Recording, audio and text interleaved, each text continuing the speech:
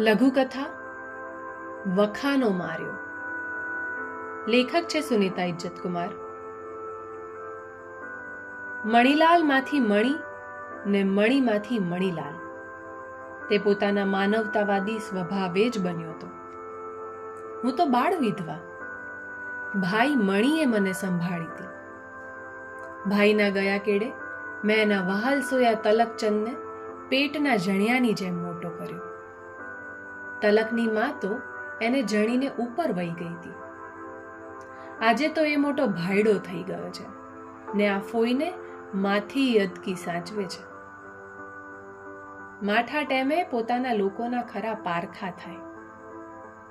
મણીએ એના સાડા વનમાળીને કંઈ ઓછો સાચવ્યો હતો, પણ વેળા બદલાઈ એટલે હું કોણ ને તું કોણ.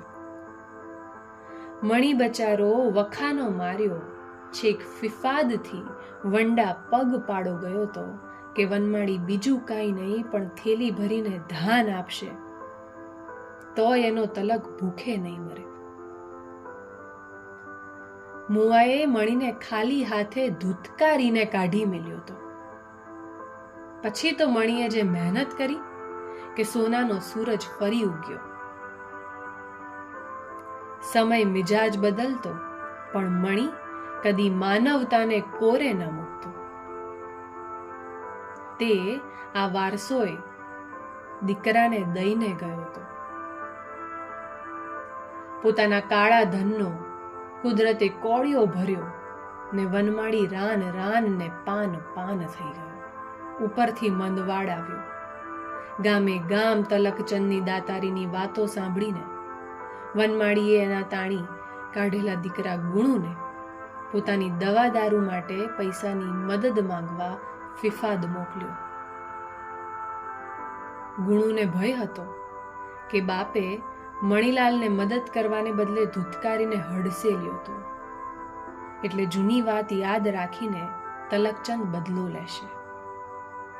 પણ તલકે તો પોતાના ભાઈની એવી આગતા સ્વાગતા કરી કે મને થયું મારો તલક ભૂતકાળ ભૂલી ગયો.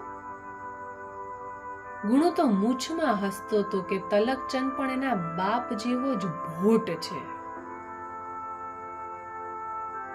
ગુણુને વડાવતી વેળા તલકચંદના ચહેરે પિતાએ વેઠેલી વેદના ને અપમાનનું દર્દ ઉભરી આવ્યું હતું.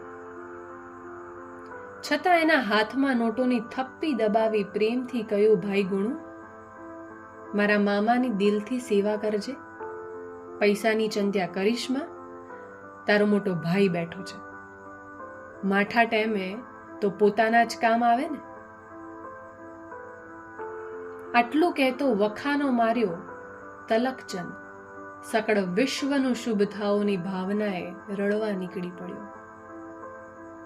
હું મનોમન તલકની પીઠ થાબડતી ભાઈ મણીની જેમ બોલી ઉઠી,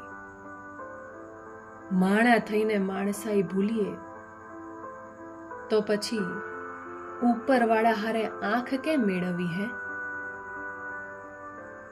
જતી વેળા મણીલાલના ફોટાને એકી ટશે જોઈ રહેલા ગુણુની આંખમાં પશ્ચાતાપના બે બિંદુ તકતકતા હતા.